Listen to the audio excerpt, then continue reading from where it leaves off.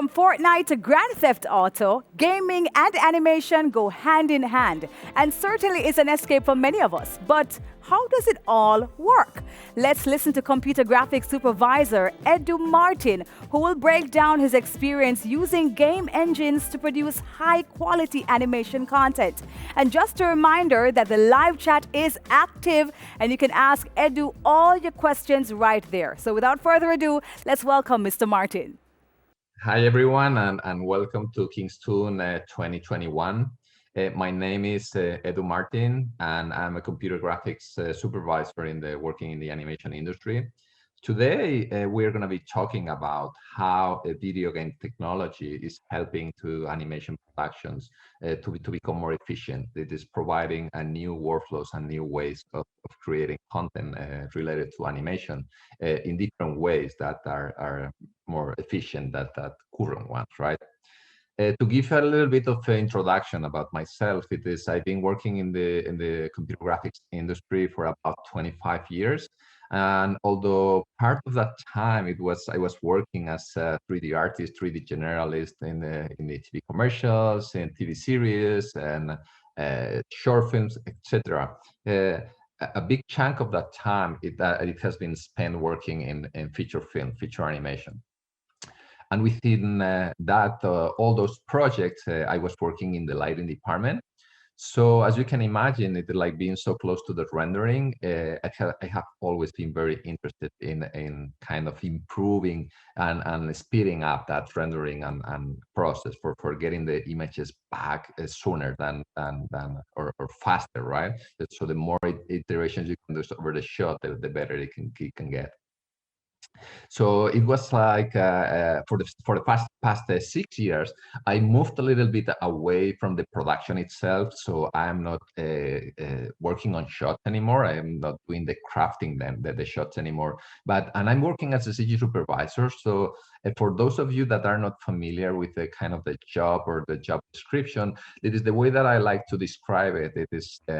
It's a profile that it's a link between the art and technology. It's providing the artist and the production side. It is with the technology needed for producing the shows. So it is a nice balance, because I'm talking to the technology, to the pure technology side, the developments and pipeline and workflows, and also to the artist to see what they need to do their job. So based on those two things, it is like considering that I have been working dealing with lighting and rendering for so many years, and also working with trying to create new ways of producing that are more efficient for everyone. It came kind of naturally to me to start looking into game engines. It's true, though, that it is during the past couple of years, especially since The Mandalorian was released, that all this virtual production and Unreal and video games has had a lot of buzz, a lot of hype, and it's true that many people it is jumping on board about this technology recently. But I have been behind it a little bit further. It is to me, everything goes back to 2012 when I was working at Pixar. We were lucky to have a company called Valve, that it is an American company, that it is well known for video games such as Half-Life or Team Fortress, and they presented this software that blew my mind away. To me, it was a breaking point, truly. Let me play a little bit of a small excerpt of the presentation, so you'll understand what I'm talking about here. Hey, my name is Bay Rate. I'm one of the filmmakers at Valve. Before coming here, a lot of us have worked on big-budget blockbuster movies. During those experiences, we realized that movies could be made much more efficiently and with more creative freedom. So we joined Valve, and for the last 7 years, we've been creating movies in a very different way. I'm going to talk to you today about a storytelling tool that we built inside Valve's Source engine. We condensed the entire pipeline of an animation studio down onto a single gaming PC. We're calling it the Source Filmmaker. To date, we've created over 50 animated shorts. You may recognize a few of them. These have actually served a dual purpose for us. The first is to be the marketing materials for our various games, and the second has actually been to be the technology test for the Source Filmmaker. For a while now, it's clear that gamers like to do more than just play games. We all like to watch movies, and we like to participate in the worlds that we spend so much time in. We built the Source Filmmaker so that we could efficiently share our creative efforts across all aspects of the entertainment experience. This means that we created all of our movies on location inside the video game world. While the movie is playing back, we can pause, reach into the frame, and change something. That's not a 2D video that you're looking at. You're looking at the 3D world of the video game. This allows us to combine the arts of cinematography, film editing, and animation so that we can make late project story changes. We can blade a shot, frame the camera, and change the meaning of a scene immediately. Did anyone happen to kill a red spy on the way here? No? Then we still have a problem. So as you can see, to me, this was kind of truly a breaking point, because I started seeing the way that animated content was produced in a completely different way. Of course, there was a caveat with this, that it was that the quality wasn't quite there. The hardware, it was limited to this kind of video gamey look. But to me, it was obvious that eventually the quality that these game engines were going to be providing was going to be catching up with offline renders, that as it is happening right now. And from then, I have always been interested in seeing how these platforms were evolving and see at what point they were ready to use. So what is my experience working in long form, right? It is like a TV and feature film animation, but this applies also to long form animation probably. To me, the way that I see it, and it is probably everyone will agree with that, it is that it is slow and expensive, especially when you are working in AAA movies. It is like those movies that are blockbusters in the animation side. It is, they are very expensive. It is like they are being done in a kind of in an old-fashioned way, to be honest, because it is, although there have been like many years we have been producing animated movies for 3D animated movies for about 25 years. The way that movies are done haven't been changed that much during all that time. It is very linear process. There is the one department that handing off material from one to the other until the end of the chain. Not only that, but it is, as I was mentioning, it is like the way that the movies are crafted, it's basically in the story and layout phases. Of course, there is the script before that, but it is that the movie is really becoming a visually and a visual piece. It is in those phases of storyboarding, there's animatic, that it is like the moving version of the story, and as well as the layout, where you already get into the 3D world, you start like getting all the dimensions of the cameras. But as you can see, we haven't changed. It hasn't changed that much over time. It is the quality that we can provide the directors to make the creative calls are kind of limited, and we have to create and craft that movie with not that much information in the shot. Besides that, it is like, since the movie gets crafted in those initial states that of storyboarding, animatics, and layout, it takes a long time until the director gets to see final pixels. It is like how my shot is finally going to be looking like, because it is like the process that is being used. It is like the shots and the sequences are broken down into different departments. So there is people doing the animation, there is people doing the simulation, there is people doing the effects, there is people like adjusting the dressing. So it is like until all those pieces come together, it takes a long time to put all of that information together with lights and be able to finally show the result to the director.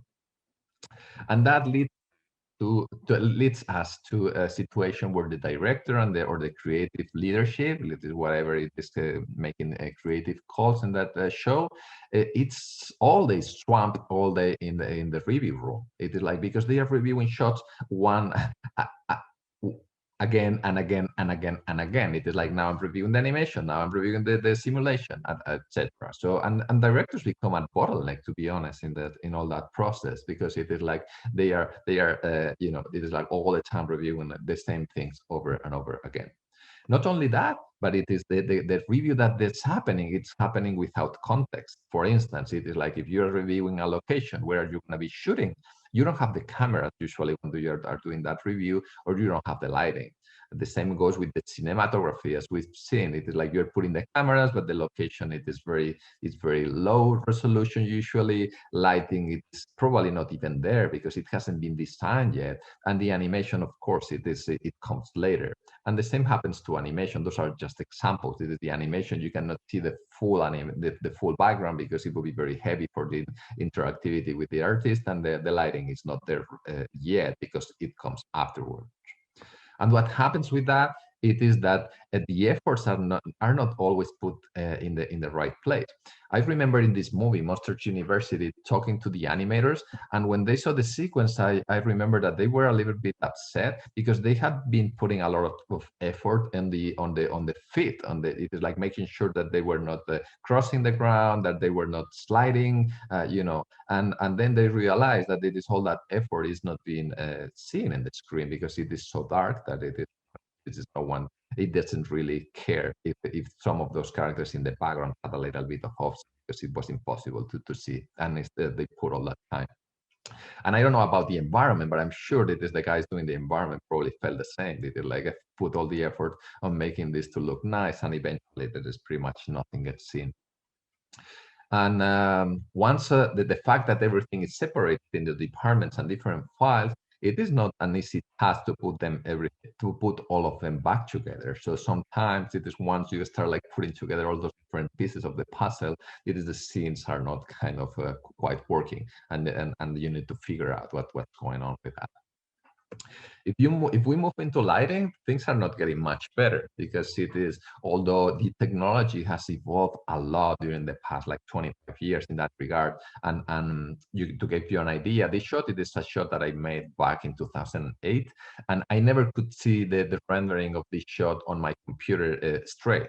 Like the RAM was limited, and I had to split this into multiple layers and then combine them in compositing. So I never got the chance to see all the image together within the 3D software, but I had to wait until all the different render layers were being rendered and composed together. So with a little bit of imagination also on my side, like trying to put all the things together.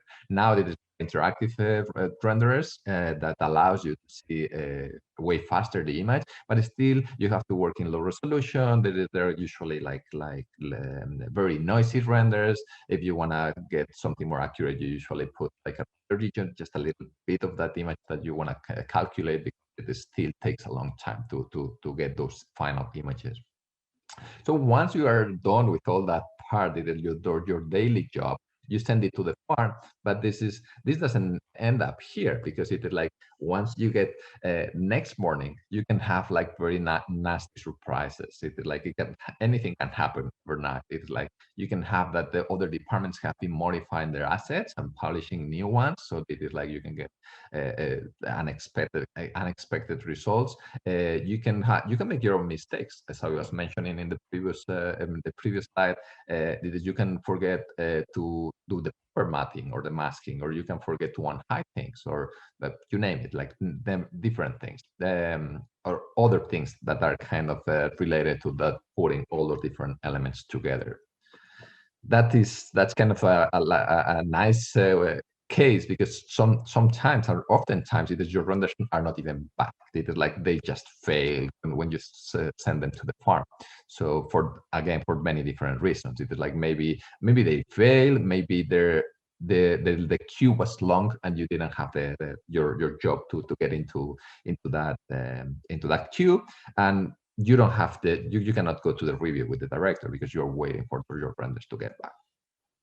And as we were mentioning before, it is like finally, after many months since the director has been crafting those shots in those early stages in the layout, putting the cameras and whatnot, he finally gets, or she gets, to see those shots finally with all its glory, right? With the light, with the animation, with all the effects, with everything. And maybe now that he has the chance to see everything together, he wants to make adjustments. And if that's the case, everything gets a panic attack, right? Because we all know that it's like once you are in lighting and pretty far along in the production of the movie, it is making changes in previous departments. It is getting back to animation, back to other departments, or cameras. It is like you may wanna move the camera, but the camera, when you move it, maybe you don't even background there, because no one has been putting any background, or in this case, plants or trees or whatever, and then you have to go back and then redress that part and then to keep going. So it means that getting all this previous loop that I was talking about, it is getting back to that and repeat it. If that wasn't enough, it is the reality of the production. It is all that when it gets big sequence or a movie, it is like, of course, it was the proper time is being given to all the departments, so everyone can craft their part of the process properly. But the reality, at least in the cases that the movies I've been working, that it is actually the majority of the cases, is that the production gets delayed. It is like things doesn't get approved, maybe the script is changing, you name it. But since that the delivery, it's usually that never move, because there is like the theatrical release, and then there is, it is like that it is very difficult to move once you set the spot for the movie to be released in a specific date. So this is all the production, it's getting delayed, and the lighting, compositing, and rendering part is compressed. Thankfully, we have the compositing side when it comes to lighting, and the compositing helps a lot, not having to re-render and going through that process of lighting and rendering. With the compositing, it allows you to do quick changes. Not everything, you cannot change everything, but it is like adjusting the light intensity of or material properties, or things like that. Is you can darken, you can brighten, you can fix artifacts or things like that, so that the iteration on the shot, it is way faster than if you had to go back to your original 3D scene. But this doesn't come in for free. It is, if you want to have all that control, you have to render many different important data to be able to manipulate those things. You need the AOVs. AOVs are, for those that are not familiar with this, they are like the different components that an image has. It's like you can have the direct lighting, you can have global illumination, you can have the subsurface scattering, or the reflections. You can have all those components separated so that you can manipulate them individually. But you also need mattes or masks, so that you can apply changes on a specific object and not to the other ones. And you probably even want to have like lights separated in different passes, so that you can modify just the intensity in one light, or the intensity of one light over one specific object. And if you want to have all that available, so that you can modify your images without having to get back to the 3D scene, that has an important impact in your storage and in your network traffic, because it is, by the end, it is data. There is like many different layers that usually are like 16 or 32-bit, which means that are heavy frames, heavy files. And not only that storage that you're using and consuming, but also all those images have to be loaded by whoever is doing the compositing, even the compositing department or the lighting department, and that those huge files, and considering that they are like sequences of frames, that it has a lot of impact in the traffic as well. Actually, usually it gets separated from the other network, and that the rest of the teams or the artists are using to avoid precisely to avoid having issues with that. And which ones are the benefits that I think that real-time technology or video game technology can have over all this process that we have seen? That it tends to be tedious. It doesn't allow for changes that much, right? It's kind of, we are asking the director to make a creative calls and getting a compromise and approval on images that are partially built, basically, because you are approving the animation, but you are approving the simulation. You are, as I was mentioning before. And something that I think it's important to mention here is that over the years, I have had conversations about real-time technology with different people, and something that I see that as a kind of a mindset is like, oh, that's very cool having real-time rendering, and that's the only benefit they see all this technology. But the reality is that all the opportunities that having real-time rendering offers, it is really the true benefit. Of course, it is not having to render. It's fantastic, but it is all that it comes behind. It is being able to interact with a sequence. It is what it's great and what makes in overall a good tool or a good opportunity for the animated films or productions to be more efficient. To me, I would say that game engines are not only high quality renders, but the real-time production hubs. And I'll go over it very quickly. That it is like, for instance, a game engine such as Unreal Engine. It is things that you can do in the engine inside of the software. It's you have the option to do editorial. It is like it has sequencer, and sequencer it allows you to put shots together. You can also take care of the cinematography, because you can put the cameras there with the different lenses, and you can do the lighting as well inside of engine. Of course, you can do all the look depth, all the materials, and all those things. You can also create the effects inside. It is the Unreal Engine. Actually, it has two different plugins that allow you to handle different kind of effects. It's called, one of these called a Chaos, that it is more for dynamics and that kind of stuff, and Niagara, that allows you like to work with particles.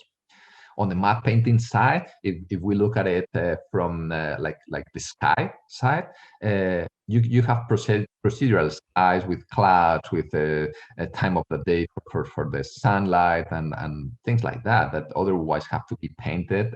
Traditionally, they have to be painted. They're like, it's true that it is the offline renders also have like a similar thing, but I think this allows you very quickly to mock up what it's gonna be your background, and even leave it for the final version. You can do the dressing. Of course, you can move things around, and depending on the camera, you can frame things, not only moving the camera, but also the elements that are inside of that shot to get a nicer composition. You can also plug a motion capture system, and if you can have your characters moving before your eyes with or all your environment and everything going on there. You can also explore the location that you're going to be, where you are going to be shooting. You can put on your VR headset and get through an immersive experience, go inside and look at it and explore it. Of course, you have all the tools to build a world. It is like the same way that the video games are being built. They are very, very agile, and you can do many different things, scattering elements. You have like a terrain things, and it's very, very powerful. And animation, although the animation side, it's a little bit limited at the moment, it's coming along because it is the latest version. For instance, Unreal, it provides you the opportunity to create your own character rigging inside. So that's only the beginning. It is just it just started in the latest version, and that eventually, of course, it is going to improve, and you're going to be able to animate your characters in engine. And all this, since video games are being thought out as a multiplayer, right? It is like we are all used to play video games in multiplayer video games.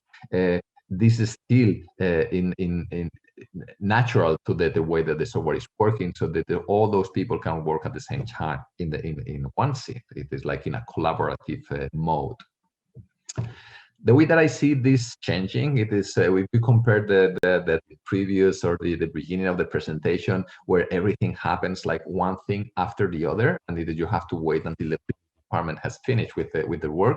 To me now, this is changing into more like this collaborative environment where everything it is like being together at the same time. It would be the way that I define it or describe it. It is like a shooting that happens before your eyes, because you have all the elements that you can interact with, but at the same time, a shooting, how long does the shooting last? It is like an hour, a couple of hours for a shot.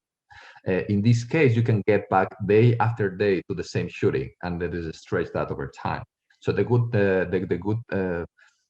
good part of this approach is that you don't have anything to be final in the first day that you're shooting. You can keep refining all those assets, all those animations over time, but you still have this spontaneity of having all the elements before your eye. All the creative team, it is looking at the same thing, and all the elements are there. and you can make creative calls and say, well, this is, I don't think we need to spend more time on that one because it's not being seen, but instead I can put the effort here, right? Instead of, as I was mentioning before, it is like detailing everything, the animation, the environment, the shading, the textures, everything, and then eventually it is like maybe that some of that effort is not being seen on the screen.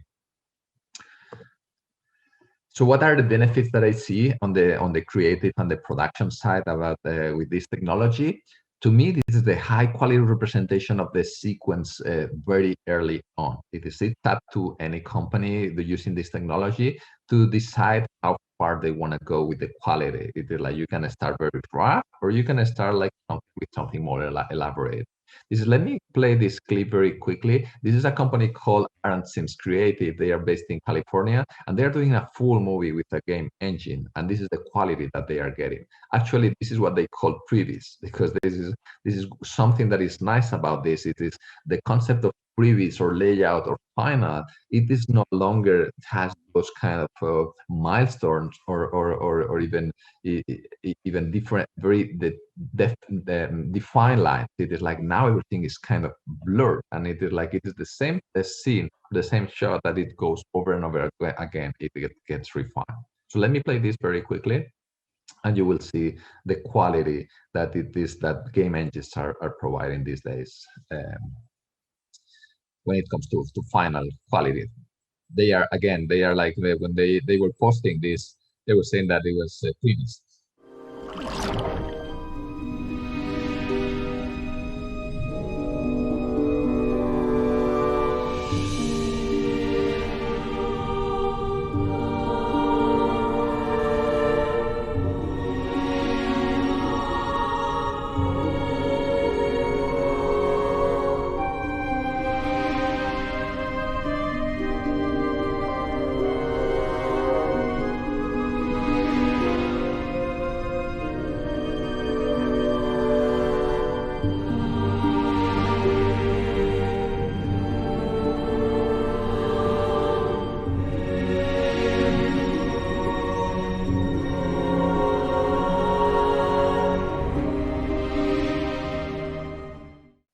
So again, it is like this was unthinkable a few years ago, being able to create this kind of quality in real time. And again, it is like it allows you to go to the level of detail that you want to do it. It is like they want to try to craft it from since the very beginning, have something very, very final, but you can also start like more rougher and then keep moving. Also, it allows you to the creative team to interact, since everything is interactive, to try things out and at low cost. It is like that's something that has already been done in the film industry for many years. Because, for instance, for visual effects or very expensive shooting, it is the previous part, like trying to build a movie before it gets shot. It's more efficient, of course. It is like you cannot go to your location with all the crew and then start like figuring out what do you want to do there. So usually there is this pre-visualization phase that happens. The same concept applies here for animation. It's having something that already has all the ingredients.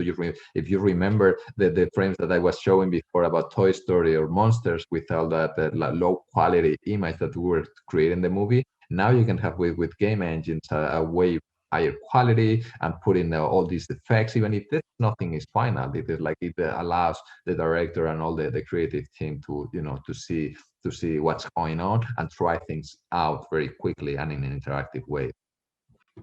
So, and finally, the creative calls and the approvals happen in contest. It is like, as I have been mentioning several times, it is like finally you get to see the shot together all the time, with all the pieces of the puzzle together all the time. So if you have to make a note or a comment, it is seeing the whole shot, not making a comment over something that is isolated and it has this lack of context that where once you put the lights on, or when you put the dressing, or once you put all the elements together, maybe not that important, that relevant, that note, right? this would be liberating all the director and all those reviews that I was mentioning before, where the directors and the creative team was reviewing the shot after again and again and again and again. It is like, let's review the shot. So to me, it is like bye-bye to the department review. It is not, to me, it doesn't make sense with the technology to be talking about the department review, and to me it would be make more sense to shot review. It is, let's review the shot, and of course you can caveat and see it is like the status of each of the components of the shot. The animation is 50%, or the animation, or the whatever it is, the shading has started, or the lighting, it is whatever. But it is like very early on, the director can say, well, you don't need to put more effort on that because I'm happy already with that. Or even with the lighting, it is like the simulation is fine the way it is right now, because we are not seeing it. Artists can finally work in contests. So it is like not only the director and the creative team have the chance to see everything together and approve or make those calls with the ingredients, but the artist should be able to do also changes, seeing what the other artists, the other components of the shot are doing. This is this is a quick test that I did a while ago, and in this case it is like Maya, the animation done in Maya, being connected straight to the game engine, and you can see the end result live with all the components, right? With your environment, with your cameras, with your lighting, and you can interact with that, and then you can see what's going on and on the final, let's call it final product, rather than having just a playlist gray with all those ingredients that quite often are important to the shot. There's also it opens the door to an interactive reviews, because it is, as we were also talking about before, it is once the director or someone has a note, it is like the production department is getting writing those notes down, and the artist is getting back to the desk and make those fixes, and then submitting those renders again that may or may not go through the night, and then the next day it is putting the shot in front of the director again, or the supervisor, or whoever it is making the creative calls on that. It is, but if the scene is live, it is like, I think it opens the opportunity to some of those fixes to do them in the review. It is like the review becomes, it is an interactive review to me. It is like where there are things that can be addressed live in the review, rather than having to take a note, going back and fix it. And it's of course not everything probably will be able to be done this way, but oftentimes what happens, it is like someone is giving a note, it is making it darker, you go making it dark, you make it dark, and when you go back the next day, the note, it is like, oh, you went too far, you know, it like split the difference. Imagine that it is just to tone down a little bit an image. It is like having to go back to your seat, render it again, put that in front of the director the next day, if you're lucky, and then this next note, it is like, no, it was too dark, getting back to all that process again. So if you start like multiplying that for the amount of people working on a show on the different departments, it is the amount of notes that could be like, or time that it's spent on that. It's quite insane.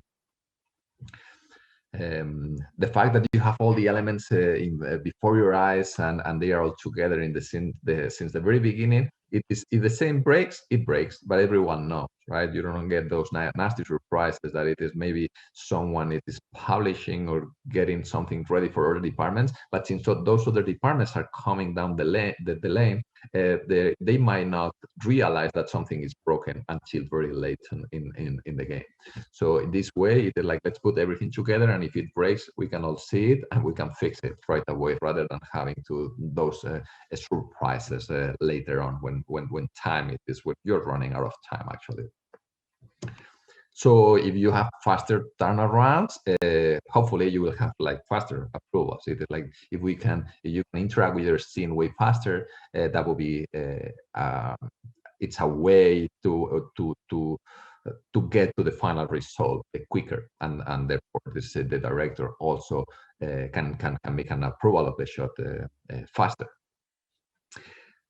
And then last but not least, it is what it's obvious, right? It is like, it doesn't only benefit on all that creative side, but the obvious thing that it is, of course, you don't need the render farm, or at least you don't need the render farm as we know them. It is like you need a fraction of them, because the game engines are still allow you to render with a higher quality, maybe the quality is not hitting the level that you need, you can still process that instead of 24 frames per second or 60. You can process that for a few seconds, and then it gets an extra bit of quality. The electricity that it's been feeding all those, because it's not only the render farm, the storage, and the air conditioning that you need to have in those rooms in order to keep everything, the amount of heat that it's giving produced for those computers. There is a lot of electricity being spent on those farms.